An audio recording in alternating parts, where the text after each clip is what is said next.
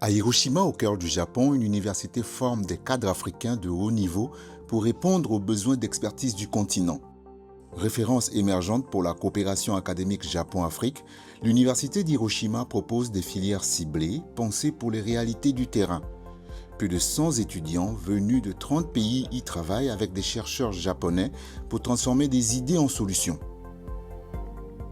La coopération entre le Japon et l'Afrique a pris son essor avec la TICAD dans les années 2010 et ne cesse depuis de se renforcer. L'ère de l'Afrique va bientôt commencer. Bien que nous soyons très éloignés géopolitiquement, c'est précisément pour cette raison que nous pensons qu'il est nécessaire d'agir dès maintenant et d'établir une collaboration étroite avec les universités africaines. Ici, on partage un savoir-faire technique, mais aussi un état d'esprit. C'est ce qu'est venu chercher Wycliffe Watama, doctorant ougandais. J'ai vraiment acquis beaucoup de compétences sur le plan personnel. Par exemple, apprendre de façon autonome, mener mes propres recherches, faire mes propres découvertes et assurer moi-même le suivi. C'est une compétence précieuse que j'ai pu développer grâce à mes études au Japon. L'université va plus loin. Un programme triangulaire d'études à l'étranger relie l'Égypte, la Zambie et le Malawi. Au menu, échange en ligne, 2 semaines d'immersion, puis un semestre d'échange. Financé par le gouvernement japonais, ce projet pilote de 5 ans lancé en 2020 associe thèse co-dirigée et prototypes testés sur le terrain. C'est aussi une belle occasion d'apprentissage pour les étudiants japonais de réfléchir à l'avenir de nos pays, dans toute leur diversité. Si le Japon peut aider et faciliter cette compréhension mutuelle et cette communication, il apportera ainsi une contribution essentielle au développement mondial et à un monde durable. En novembre 2024, Hiroshima signe un accord inédit avec l'Université panafricaine pour co-former la prochaine génération de leaders africains. Et en mars 2025, Africonverse réunit chercheurs, agences et entreprises pour transformer les compétences en politique de coopération sud-sud. Plus de 60% de la population africaine a moins de 25 ans. Et d'ici 2025, un quart de la population mondiale aura moins de 25 ans.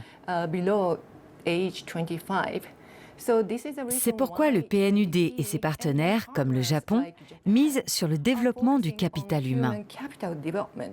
Cela va au-delà de l'école. Il s'agit de renforcer les savoirs, les compétences et les opportunités pour soutenir un développement économique, inclusif et durable. Pour Tarkeli Tiku, doctorante camerounaise, cette formation est une réponse directe aux défis de son pays. Ici au Japon, à l'université d'Hiroshima, je mène des recherches sur la manière de résoudre la contamination des eaux souterraines par les nitrates à l'aide d'une méthode naturelle appelée dénitrification. Dans mon pays, le Cameroun, nous sommes confrontés à de nombreuses crises liées à l'eau, tant souterraine que de surface. Ici, non seulement j'identifie les sources de contamination des eaux souterraines, mais je peux également résoudre le problème grâce à mes recherches. Les résultats sont là. Plus de 110 doctorats délivrés, un taux d'emploi jugé satisfaisant et des anciens devenus enseignants ou entrepreneurs, comme Tanteli Raswanajanari, aujourd'hui ingénieur dans une multinationale japonaise de l'agroalimentaire.